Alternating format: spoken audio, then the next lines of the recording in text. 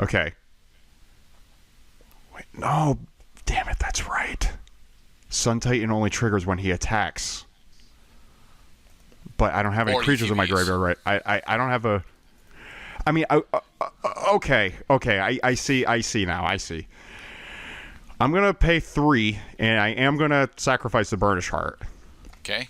Which means I get to use my patented Sefris of the Hidden Ways and Hamar Pashar combo. Mm-hmm. First, I determined which of the dungeons I would like to venture into right now. Fandelver. I'm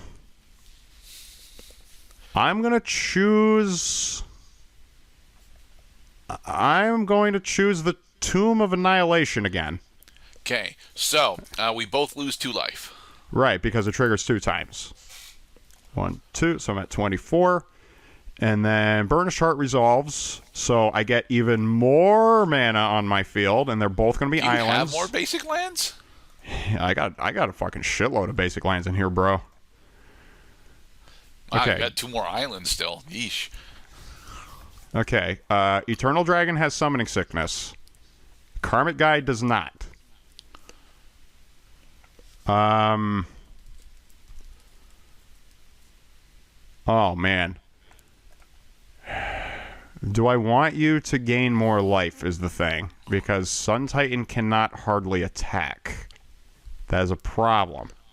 That is a big problem, is that he can't attack. At the same time, though, as long as I leave him untapped, and I leave my Karmic Guide and my Eternal Dragon open, then it's going to put the ball in your court, except you have a goddamn, you have a Sleeping Giant on your hands with the Colossus Hammer, because if you give your fucking creature +10/+10, yeah, it loses flying, but how the fuck am I going to get rid of it?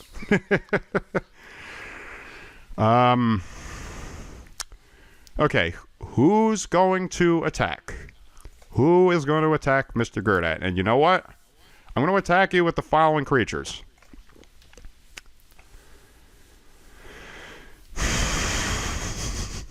Those 2 takesy-backsy counters are just staring at me right now.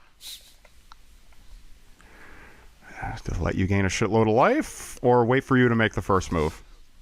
You know what? Fuck it. I'm not attacking with anybody. I end. Alright. Okay. My move. I hope you get to do something cool. That is something cool. That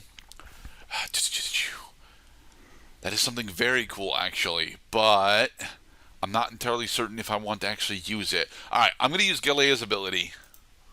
Nice. Nope. Damn it! Alright. You shuffled your deck again. Okay, that is not an artifact, so I can't grab it. Okay, so what I think I'm gonna do is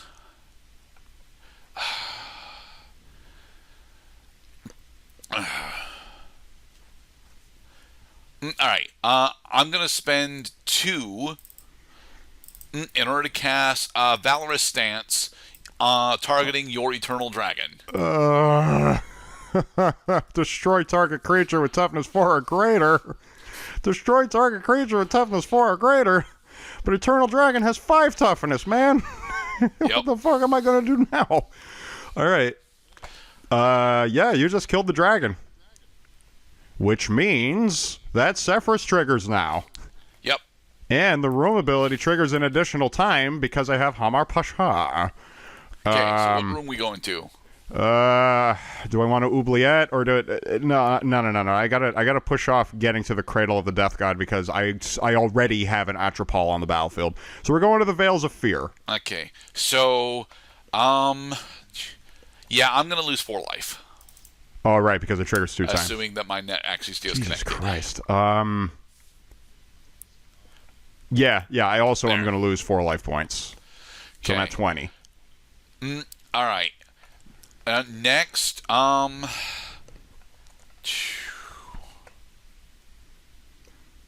shit, I should have killed the looter last turn. Oh well. All right. I'm going to enter combat, and I'm going to have Galea attack you. You're attacking me with Galea in the air. Yep. Galea in the air with vigilance, trample. So she is still a 7/6. Okay. Oh fuck! I'm getting close to death here. Yeah, I can't fucking block it. I guess I'll just have to save that. Okay, I take 7 damage. Okay. Okay, it resolves. I take 7 damage. Bring me back up to 20. And I'm at 14 commander damage taken this game. If I take another 7, which just so happens to be Galea's power, then I lose. Okay. Which actually means, yeah, it basically means fuck me.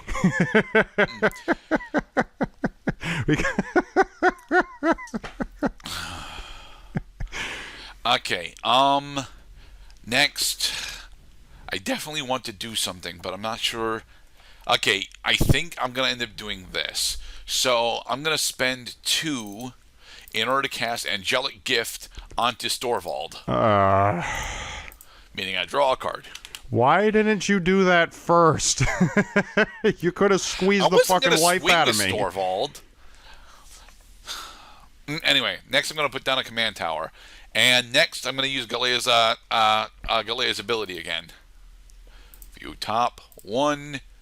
That is not an artifact. Okay. And with that I will end. All right.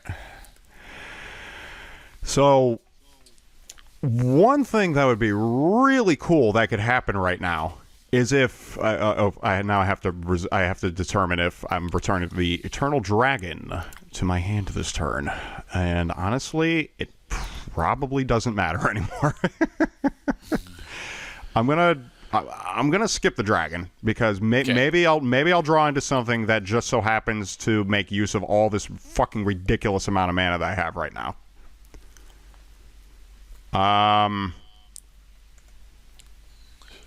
Man, I have a whole fucking field full of puny monsters, man.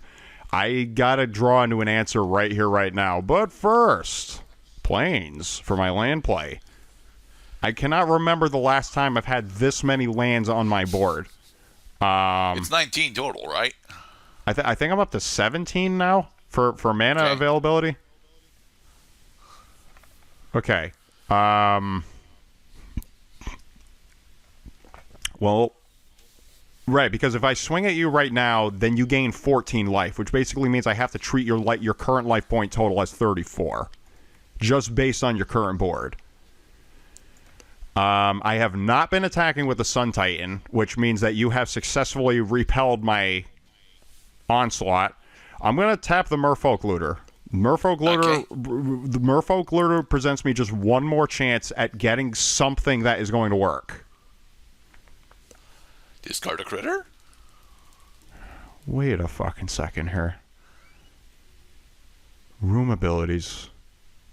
But, oh man, I really should not have gone into the Tomb of Annihilation because I didn't realize how quickly I can just blow through dungeons based on my abilities. I'm going to discard the Doomed Necromancer. Okay. And because Sefris triggers. So Sefris and Hamar Pasha trigger. Because I'm advancing to the Sandfall Cell. I'm going to sacrifice my Colossus Hammer, and I'm going to lose 2 life. You sacrifice the Colossus Hammer? Yep. Are you... Wait. Got something up your sleeve there, eh? I'm going to discard 2 of my... I'm going to sacrifice 2 Plains cards. So I don't have to lose any life points. No, you don't get discard here. You have to either lose life or sacrifice artifact, creature, and lands.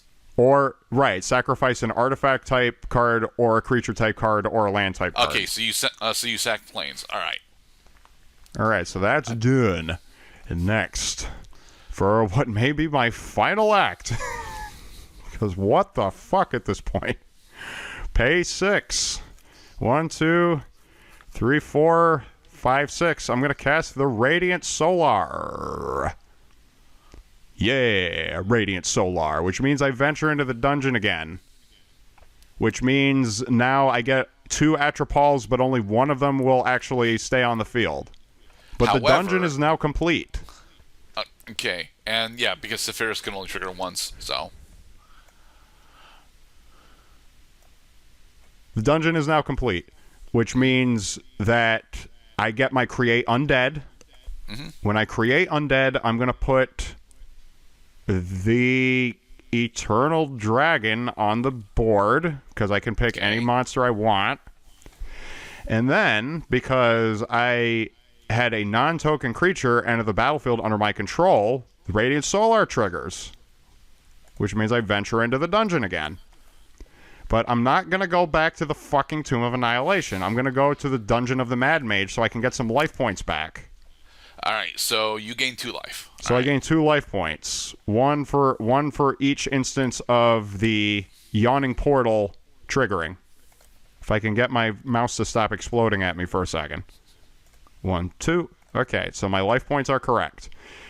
I have some creatures with flying. Oh. I also have some creatures with flying, though. Oh, Mr. Gerdat. Oh, Mr. Gerdat. Have you got yourself a problem on your hands? Because the Dungeon of the Mad Mage is actually about to help me stay in the game. I am going to attack you with every possible creature I have right now. Okay. So I'm attacking you with the following. 2, 3, 7, 11, 17, 19. I'm swinging at you for 19 declared. Okay. And then the Sun Titan triggers. Are we good? Yep. We're good. Okay. And now the Sun Titan triggers. When the Sun Titan triggers, I get the Doomed Necromancer back on my board. And then, because of the preponderance of effects that all activate in the same step before we advance the game, now we have to resolve the Radiant Solar again. When the Doom Necromancer enters my board, I venture into the dungeon. And the room we're entering... You can scry 2. Oh, no, wait, that's not the ability that I wanted. I thought I was going to the Twisted Caverns. I forgot that there was a room in between. All right, fine. I scry 1, and then I scry an additional time. I mean... I'm going to put that card on the bottom. And then I scry again. I'm going to put that card on the bottom. Fuck me. All right, the game's over. I declared 19 damage. What's your answer? All right, I'm gonna have Galea block. I'm gonna have Galea block Hama, and I'm gonna have Storvald block Sun Titan. Very good, sir. Let's go to the damage step. So on 19 damage declared, you stopped 8 of that damage from hitting you. Mm-hmm. So you take 11 damage, but then you gain 14 life points because that's the combined power of all the creatures you have that have lifelink right now. Yep. Bringing me back up to 21. And that's not all. Sun Titan and Hama are dead. Sun Titan and Hama are dead. You also... I take 2 commander damage as well. Right. It's not exactly a complete net gain because I put you 11 points away from death. But I think I can hold you off because you sacrificed your fucking Colossus Hammer. I'm going to end my turn now.